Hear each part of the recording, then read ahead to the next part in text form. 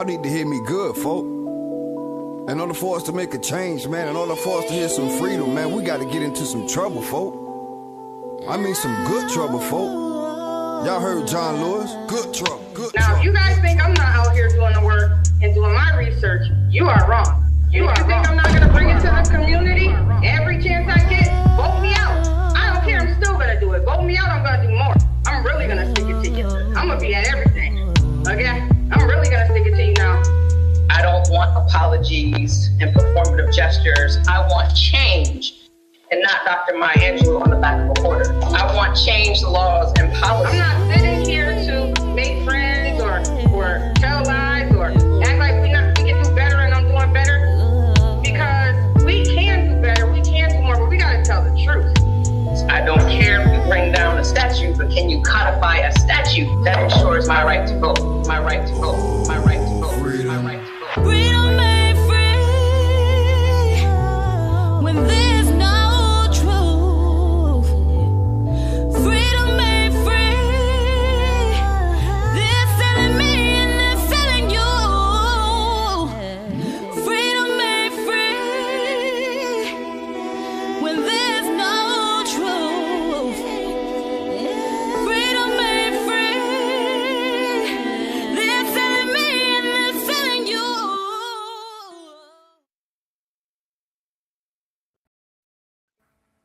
All right, good evening, everybody. Welcome to Civil Disruption with D. Moss. My co-host Tracye Whitfield isn't on today. Hopefully she'll be back with us next time around, but we do have a special guest. His name is Dwayne Hendricks. How you doing, sir? I'm outstanding. How you doing, bro? Man, I woke up breathing and I'm loving life. So for everybody tuning in right now, or as you start to gather and folks get on, I want to let you know tonight on Civil Disruption, we're going to do something a little different. Typically, we talk about what's happening on the municipal level in terms of Springfield politics, some state politics. But tonight on Civil Disruption, being that we got Mr. Hendricks on with us, a brother who I highly respect. When we talk about people who know their stuff, he's one of those people. So tonight, I want to begin with a truth that may feel simple, but it kind of carries the weight of centuries. I'm from the school of thought that says before we learn our history, we have to figure out who we were to determine who we are, to fully appreciate both our history and our future. And because Black history is not a collection of dates, it's not it's not 11th grade history class. It's not confined to a single month. It's not limited to trauma, nor is it defined solely by our triumphs. So this is about identity interrupted. It's like memory that's been fragmented. It's the brilliance that has been displaced, and now it's being rediscovered. So if we only begin our story with enslavement, then we start in the middle of someone else's narrative about us. But we were something way before that. And we have to recognize potential, do what you do best.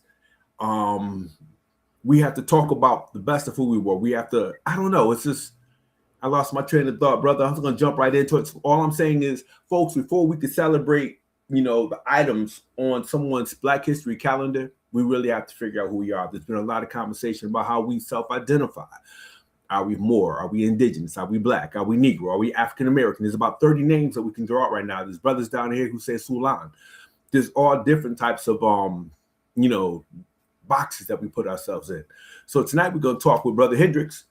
We're going to talk about this. So it's going to be more me asking questions and listening because he's more of an expert than I am on this. But it's one of those conversations I feel like we really need to have. So, Dwayne, again, thank you again for being on. And let's just jump right in.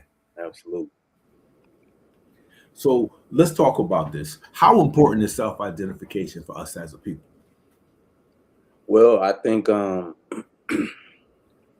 what you said to start the show was the thing that we don't know that's hindering us so much collectively. And what I mean by that is our collective consciousness. And what so many of us don't realize is how much manufactured chaos and confusion has been socially engineered into our community and into our psyche, so we won't know how to identify ourselves. Because if you know how to first identify self, or you know self, then you can learn everyone else. Right. right? So that self-knowledge or knowledge itself is what allows us all to be able to permeate the knowledge, the wisdom, the understanding, and the love for self and kind that we should. Unfortunately, because so much has been done, that's why, truthfully, our enemies pretty much got everything on cruise control, because we have been doing so many different things that are detrimental to self, because we don't know who we are. Right. You know, so you might see a brother, he'll kill 18 brothers in the hood. When the white police officer come to arrest him, he'll drop his gun and run from him. I've always wondered about that. Okay. You know? So we've been taught to hate ourselves in so many ways. Okay. And let me ask you this. People say, nah, you know, slavery is over, and there's so much information out there. There's no reason why that should ever happen. Can you talk about the process that took place over time and how that started? With you mean how slavery came to be, the transatlantic slave trade, or the self-hatred, the colonization? Okay. Well, I think a large part of it, you know, it has to do with first and foremost the tying into the vine, as they called it back in the day, when they began to divide us. You know, white slave masters started to I'm trying to be politically correct, started to essay slaves to make lighter slaves, and then turn them against each other. You know, so I think that has a lot to do with the self-hatred. And then, to be all the way honest with you, a big part of it is religious indoctrination, though most of us don't want to admit it. But that's a huge problem, because we separated ourselves from our divinity once we accepted their religions, if that makes sense. No, that makes a lot of sense. But for those who it may not make sense too, can you expound on that just a little bit? Well, the psychosis in making God, quote unquote, or the divine, an entity that is first and foremost exclusive to a certain group of people, right? But then also to separate you from that consciousness or awareness of God by saying that God is something exterior versus something that's interior. Right. We're supposed to go inside to find God, not the other way around. Okay. And the more church/slave hymns, what can make me white as snow? Nothing but the blood of Jesus. Correct. Would a song like that be contributing to how we feel and how we see, you know, how we feel about ourselves and how we see ourselves? Mary had a little lamb whose fleece was white as snow. All that. Jesus is the Lamb of God and Mary is the mother of God. So, right. Absolutely correct. So let me ask you this. So let me move back a little bit. Who were we colonization? And why do you think that part of the story is often minimized? I know you talked about the whole colonization process, teaching us to accept our status as second, third, fourth class citizens. But way before colonization, we were something completely different. Can you talk about that a little bit? Is that right? So it depends on how far back you want to go, but I'll start with the prior to 1492. All right. So before you start, let's break it down like this, because we're gonna have to do two parts. Because as I told Drew Keaton, shout out to Drew, I said dealing with Dwayne is like looking at college levels. They have intro 2, then they have 201 as it gets a little more complex, then college up 301, you know, history. So let's go 101 for the folks who are hearing some of this information for the first time. Okay. So if we just go back prior to what we would say is 1492, right? Yeah.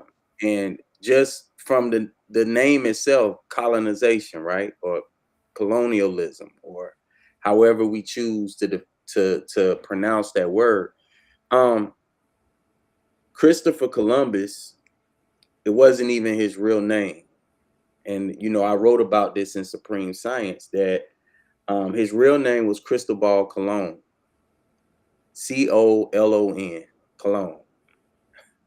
And he's from the Italian nobility, the Colonna family, right? And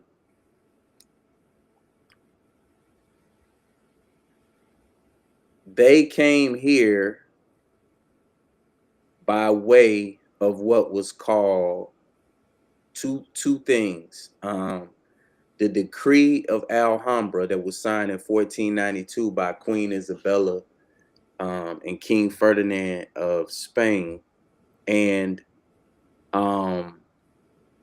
the Inter Caetera or papal bull that was called the Doctrine of Discovery that was signed in 1493. Hence, Christopher Columbus discovered America, the doctrine of discovery. So what in essence this was, because Judaism was being outlawed in Spain, and the people who came here were actually those people that rhyme with news and blues, that if you say their name, they shut everything down. The Spaniards were really Spanish blues. I won't say the J word. So in knowing who we were prior to, there's certain things that pinpoint and help people to overstand. So one of the things is that the understanding or the overstanding of the southeastern United States was actually called Indian territory or Indian country. Okay. And all of the people in these areas were people that were Black indigenous people to these lands. These would be the people that you would call Geechees or the Gullah Geechee people. Here in Georgia, we have a river called the Ogeechee River. But these was the same people that were in Louisiana, Alabama, Mississippi, Georgia, South Carolina, Florida, all the way up into Virginia. So prior to 1492, here on these shores, we were the Black indigenous people of this land. And we went by many different names. We had many different confederacies, but my people in the area of Georgia were called Gwali or Wali Indians. But Yamasi or Yamasi is another name. You also had a Muskogee people. You had an Alabama people, which is what Alabama is named after. You had a Yuchi people. You had a Choctaw people. You have the Aniwea, which is the proper name that you would call the Cherokee. So there were many, many different indigenous tribes. The Blackfoot is another one that took different names as they migrated to different places. So if we were a part of a tribe and I had my own clan and we went somewhere, and let's say we walked along the creeks, but because we was called a Creek Nation, and we walked and the soil was Black, and because where we walked, the bottom of our feet was Black, we might get called the Blackfoot Indians, if right. That makes sense. That makes sense. So a lot of the names and the titles were based on acts that took place. And the thing that we really need to know and understand now is that there has been so much confusion and so many people that have been put out here to keep us from knowing these facts and to keep us from knowing how to reclaim who we are, because truthfully, this is our land, you know, and we were everywhere before everybody else, you know. So when we talk about the conquistadors and we talk about these Spanish-speaking people, we have to truthfully ask the people of places like Mexico, what did they look like before the conquistadors showed up? Okay. Right? So you find out that Puerto Ricans, the people of Puerto Rico were called Taino prior to the Spanish invasion. Right. And some of them were Arawak people, which is the same people that were in Jamaica, the Arawak people. So a person that was in Puerto Rico would truthfully look like a Jamaican prior to the Spanish colonization. So I guess in a condensed version, without going too far off the deep end, you know, I could say that that's a good way of describing, you know, who we were prior to. Right. Okay. So they talk about, you know, it's like, all right. So I hear what you're saying. Then there are folks who talk about the transatlantic slave trade. Mm-hmm. So if our folks are already here, percentage of us, Mm-hmm. did that? I mean, where do you stand on the whole transatlantic slave trade thing? Okay. Well, the transatlantic slave trade, a lot of misinformation is out there now that is built and designed to get us as indigenous Americans to delineate from Africa. And they're trying to say that the Americas is older than Africa and all of this other stuff. And truthfully, it's a shame because so many of our people don't comprehend how the world runs. But Africa is the most resource plentiful place on the planet. When you talk about the 54 African countries and you talk about everything that we use, from our iPhones to the clothes that we wear to the products that we use to clean our homes, you know, I would venture to say that a large percentage, maybe up to maybe 75% of the stuff that we use on a day-to-day basis is coming from Africa. Right. So, and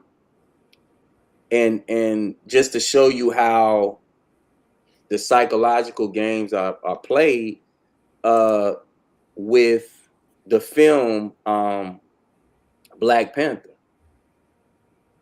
right?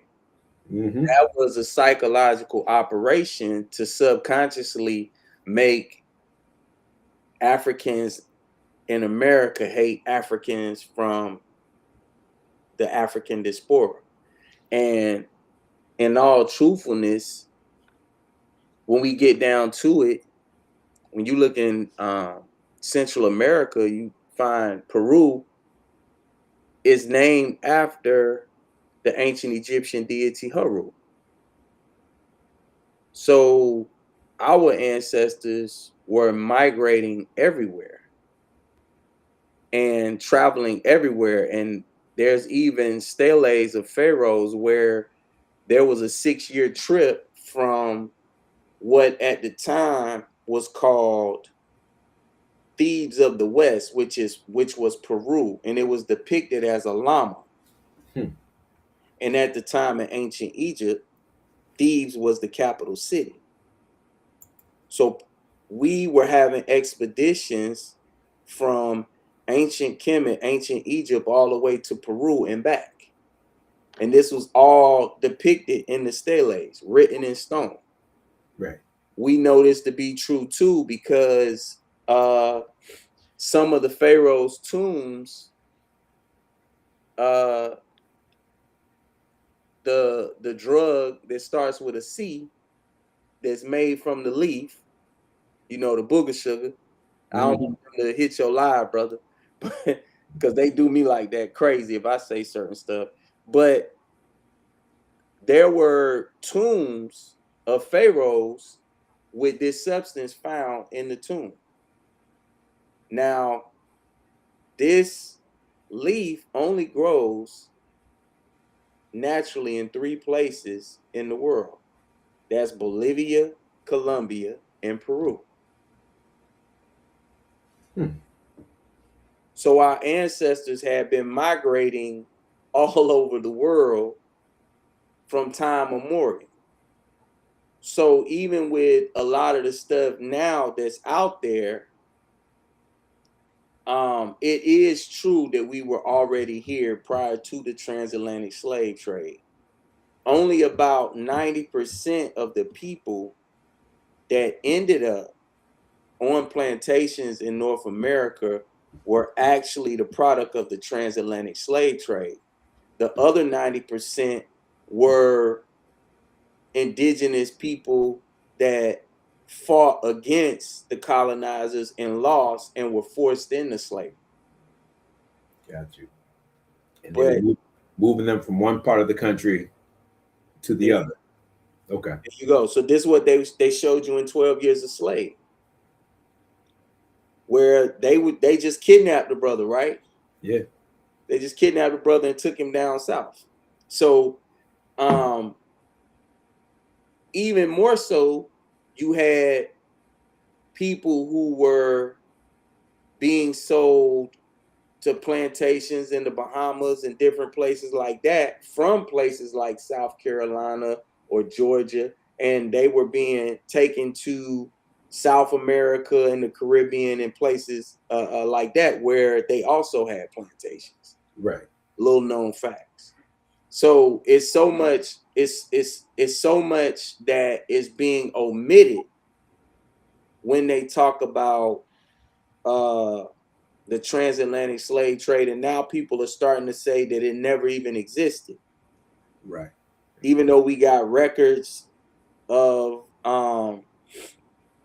men and women being placed on boats and records of the actual manifest from the ships that were traveling back and forth. We got records of the ships and all of these different things, but now it's all of this propaganda to say it never even existed. Which again, all of this stuff is being purposely done to knock us off our pivot so we don't overstand what we need to overstand collectively and how we need to move. As long as we have all of these different ideologies, I could keep you divided. It's just like the church. Yeah. You know, so even with what you was asking me about the Moors, when it's all said and done, a lot of the people that want to identify with the whole Moorish thing, they don't realize that that was just a generic term at the time that was being used to identify with people of darker skin. And some of the so-called Moors, especially the ones from Spain, were actually Sephardic. And these were the ones that highly contributed into the slave trade. Right. In helping enslave our people. So I forget the film that they just did a few years ago where the sister was she was the leader of the tribe. Oh, yeah, I know what you're talking about. Yeah, it was the same sister that I can't think of her name right now, but she was in the movie with Denzel Washington, Fences, and she was his wife in that movie. But they showed Moors helping sell Africans, you know. And even when you talk about Christopher Columbus, the Moors will always tell you Christopher Columbus wouldn't have made it if it wasn't for Pietro de Negro, right? Which means that they helped Christopher Columbus to invade the Americas, or whatever they choose to call it. Yeah. And it's like a lot of people say colonization, exploration. I say it was an invasion. Is what it is. And I think people need to get used to using that term. They weren't explorers, they weren't colonizers, they were invaders. Right. Correct. It was an attack. 7 different countries involved, if I'm not mistaken. Yes, absolutely. Yeah. So when you look at all of the Spanish speaking countries. Let me see.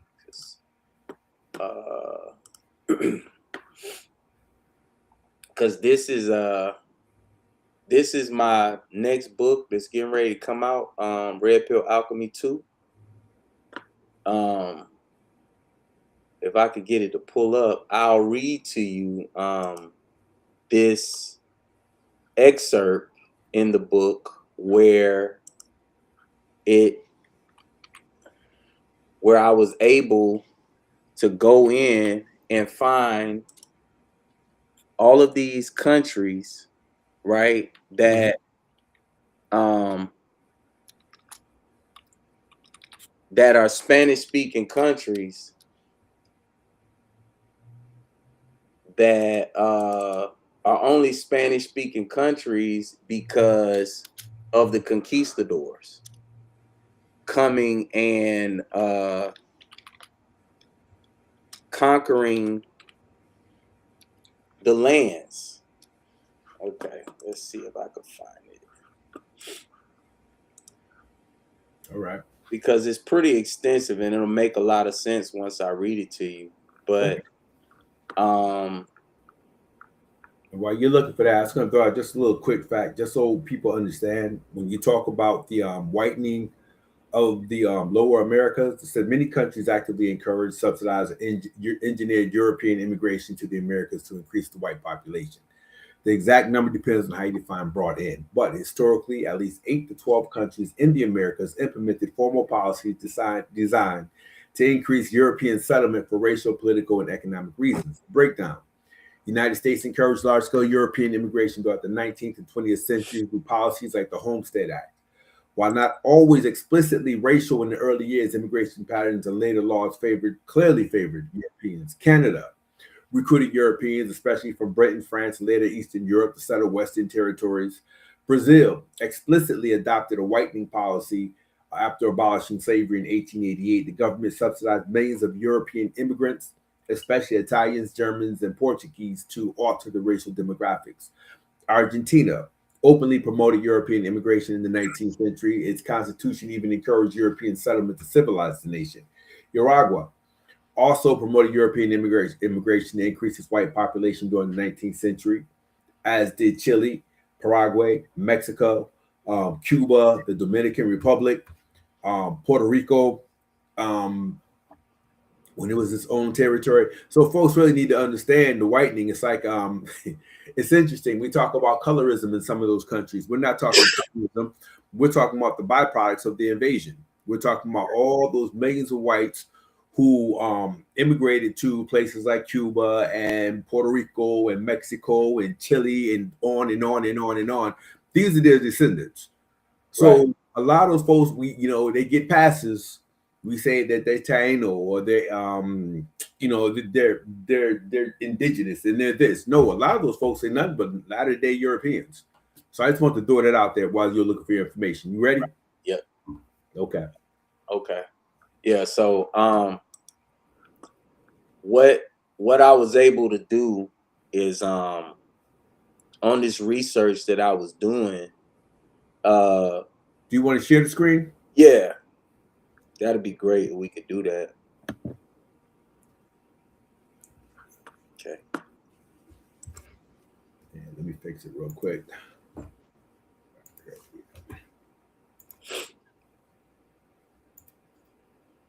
Okay. There we go. Okay. So, it says, here's a table of the main Spanish-speaking countries in the Americas that were conquered or colonized during the era of the Spanish conquistadors, roughly 1492 to the mid-1500s, with consolidation through the 16th and 17th century.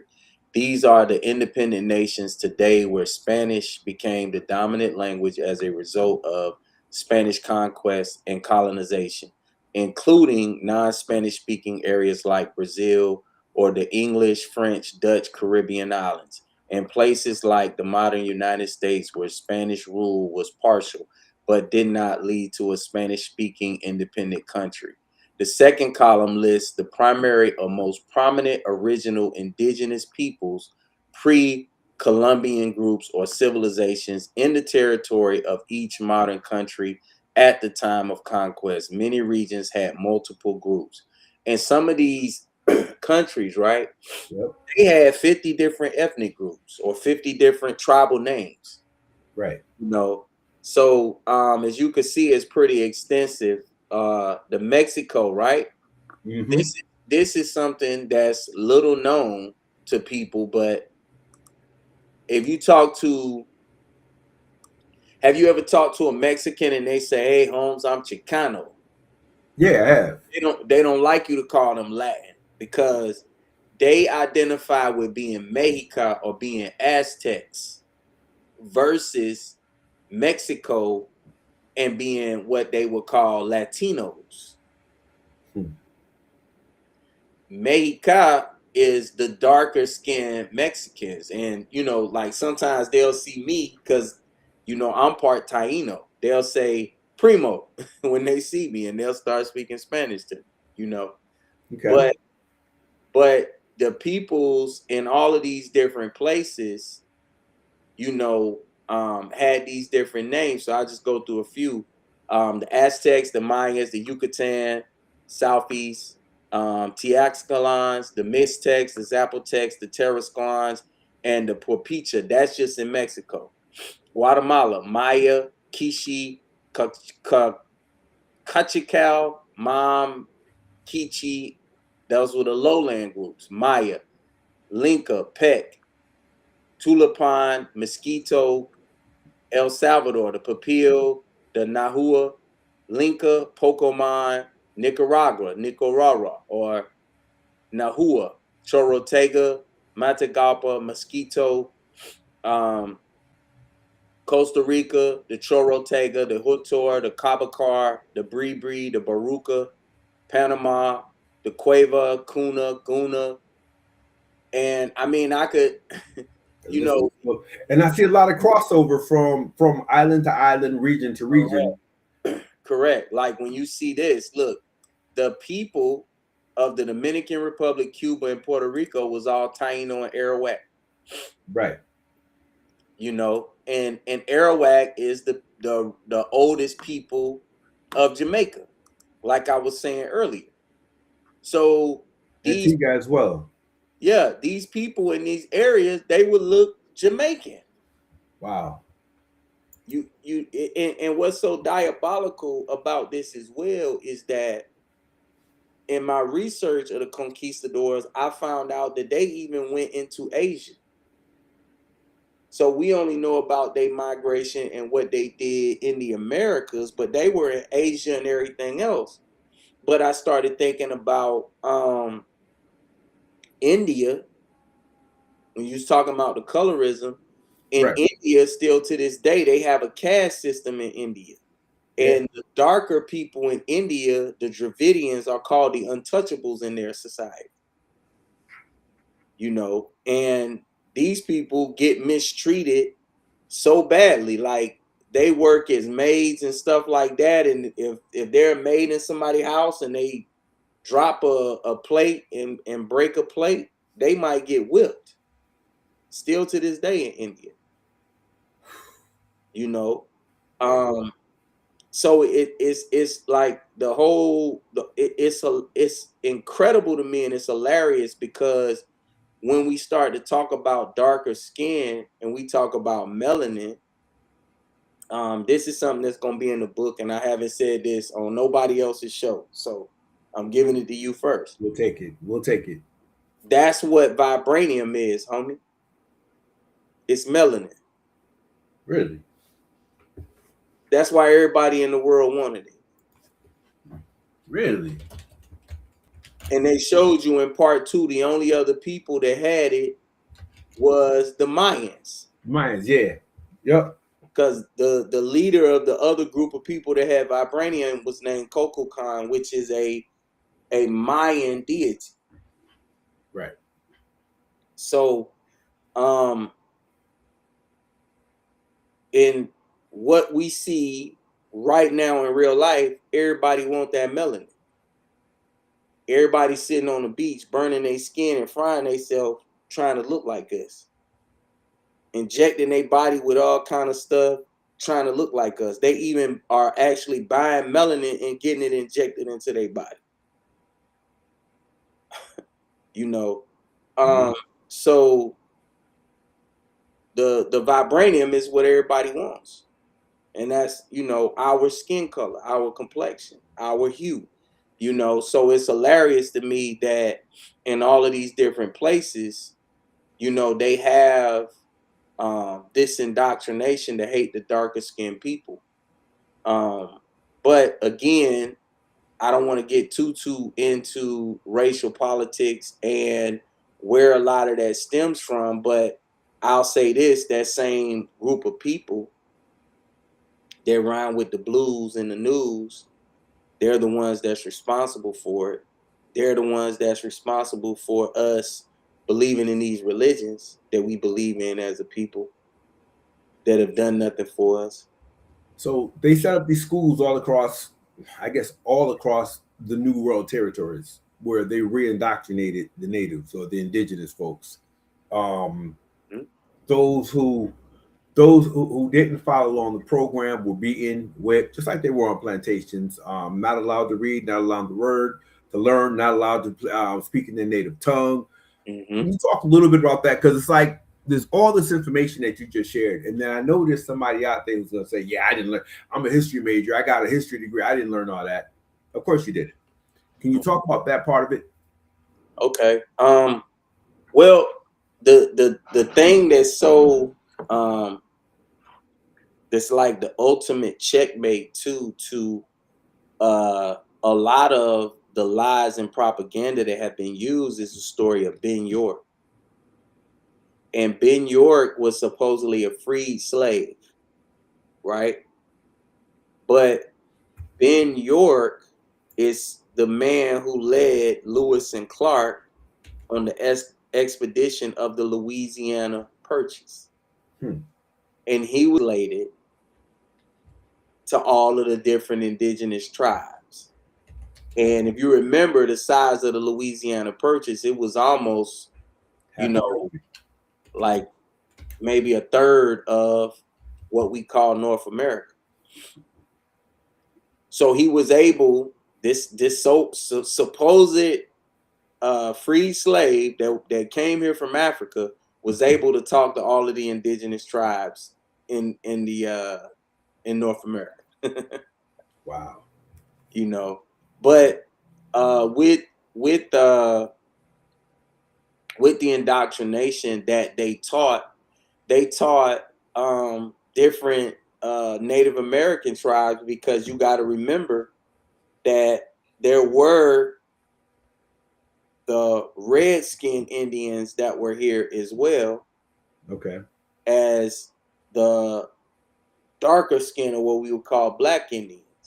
So that's why you have Black Eagle and you have Red Eagle when you talk about the Thunderbirds. They turned them against the darker indigenous tribes.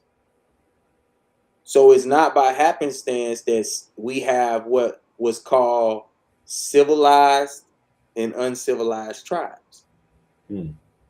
Right? And what we have to see is that there have always been those that have agreed to side with our enemies to help them eradicate us systematically. To this day. Yeah. So, I mean, it's still happening to this day, even in just the for lack of a better word right now, for the black community. Right. Still to this day, we got those that is taking their money and saying, yeah, y'all go ahead and do whatever y'all gonna do to them as long as I'm straight. You know. With no shame. None. With no shame. Absolutely. Wow. So it's like with the invasion, we dealt with a complete historical disruption in terms of who we are culturally. Correct. How how do we reverse that? I mean, we're having the conversation right now. Hopefully, if you pick up on it and they'll spread this information. But how would you suggest we reverse that process? Because people talk about the great remembrance, but how do you remember a blank slate? Right. So I think truthfully, what the issue is now is this. We have too many people that are mentally lazy that won't do their own research, and they won't read. They'll just listen to the people that got thrown out here to give us false information. So in truthfulness, understanding that migration here, that was a new world order. And truthfully, we're getting ready to go into another new world order. Absolutely. This is why they call COVID the Great Reset. And you see, they are now trying to write certain things out of the history books that our children will learn in school. And you see that they're changing the curriculum in so many different ways because basically they're trying to wash away their sins. You know? So what I suggest, because it's so much to learn, right? It's so much to learn. What I will say to anybody that's listening, and I don't care who get mad, because you know you'll get cooked if you come try to debate me. I promise you that. But stay away from the Moorish boo-boo. And the reason I say that is this, and anybody could get upset with me if they want to, but it was a man that is from that same ethnic group of people that rhyme with the blues in the news, named Julius Rosenwald. He's the billionaire that's responsible for, or is known for being the founder of Sears and Roebuck. He funded Noble Drew Ali. He also is the person that created what was called the glory school system in the South, and what we now know was really called Indian country. So when they show us period movies like The Color Purple, and they show us that the church was a school, or it was a school inside of a church, those were called the glory schools, and they was funded by this man, Julian Rosenwald. So if you type in his name, Julius Rosenwald, and type in glory schools, you'll see a map of all of these different places that he built schools in the South. Okay. Yeah, I'm just taking notes. Oh, they call here they call me the Rosenwald schools. Sometimes they're formerly remembered in communities as glory schools because of the hymn "Glory, Glory, Hallelujah." So he would use Christianity to indoctrinate the masses of people with rewritten versions of the Bible. Only certain chapters, only certain scriptures were allowed to be, expounded upon. Let's see. He also, who was it? Oh, he worked in partnership with Booker T. Washington to establish Tuskegee Institute. He built over 5,000 schools, 15 southern states were served, hundreds of thousands of Black children received formal education who otherwise would not have had access. Right. So this was prior to John Rockefeller purchasing the public school system in the early 1900s with the General Election Fund. Right. I think he purchased the school system for $100 million in the early 1900s. So, these are the people who've always been responsible for what we learned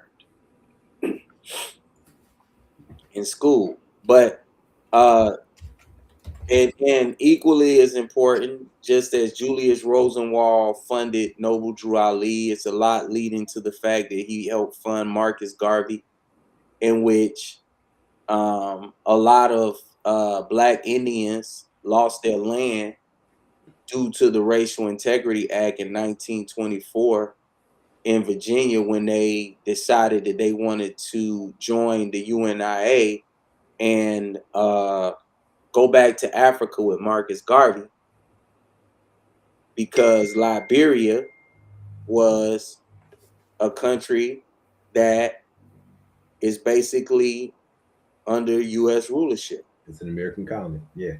So when you contract with the United States, just like a lot of people with the Civil Rights Act lost their land in Georgia following Martin Luther King, a lot of Black Indians lost their land because you contract with the United States, therefore making you a U.S. citizen, therefore placing you under their jurisdiction.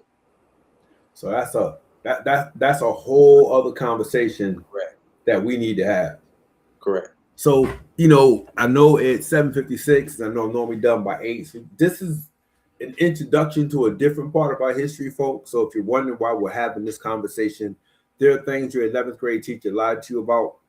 There are things that they intentionally left out of the history book. For those of you with history degrees and law degrees and didn't learn all this, a lot of this information was intentionally left out. So, bro, let me ask you this. Yes. For somebody who wants to study and research up on some of the things that you talked about, where did you find this information?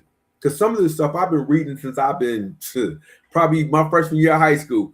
And some of this information, I got hundreds of books.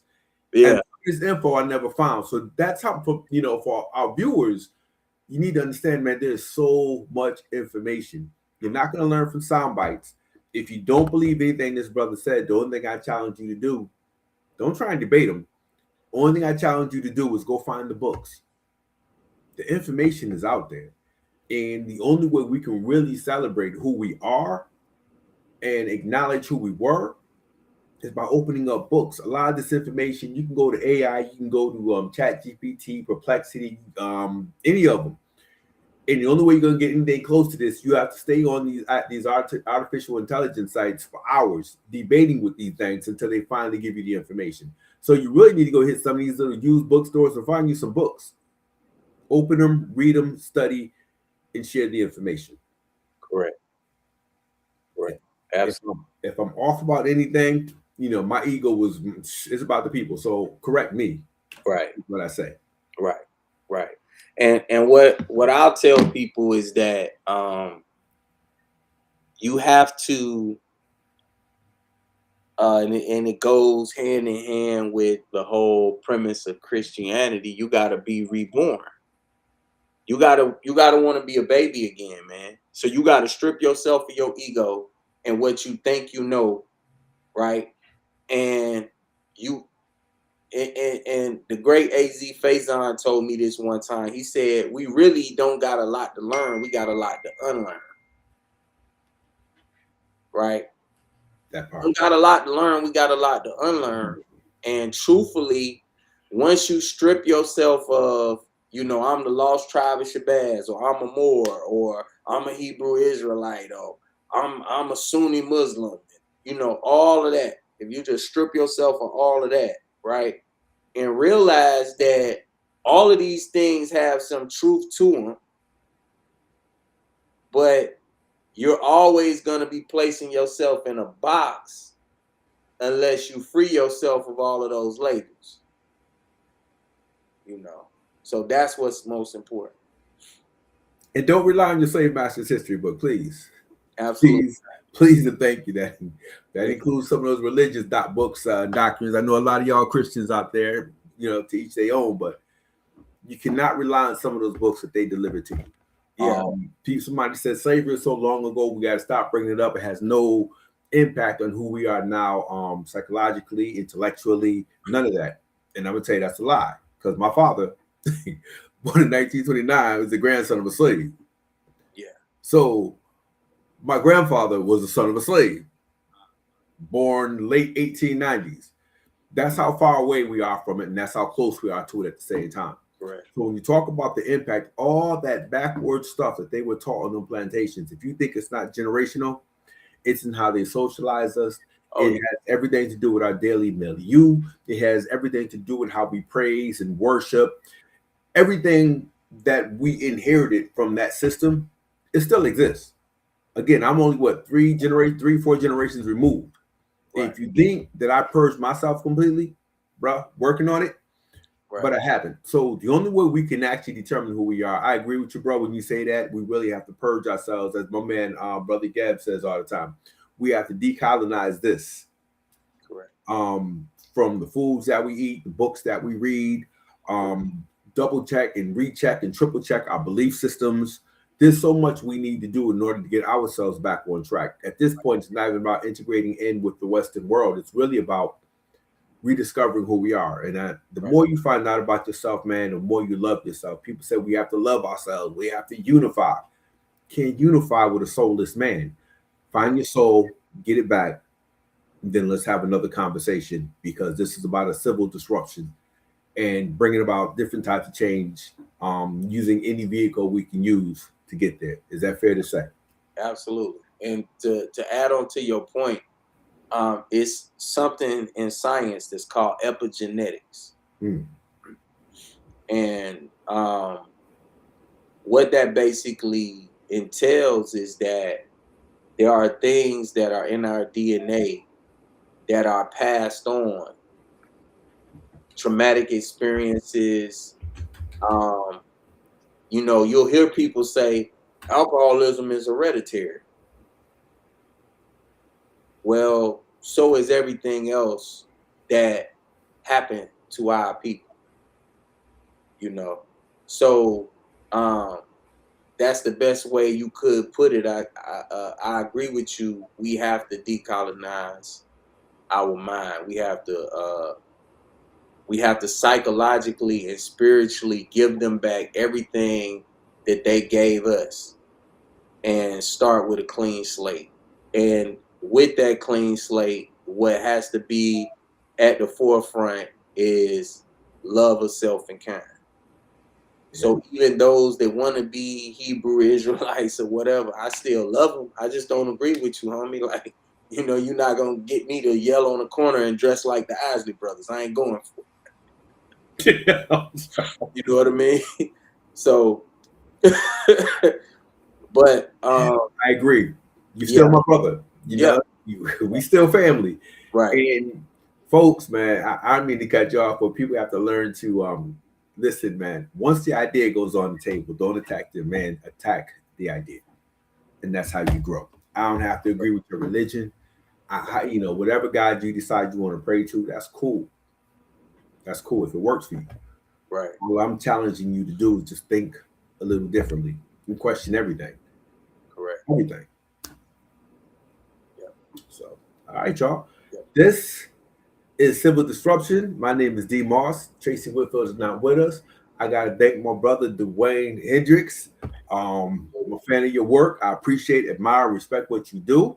Yes, and sometimes we have to stop and give our family members, give them their flowers and their kudos, because the work that you do comes with a price.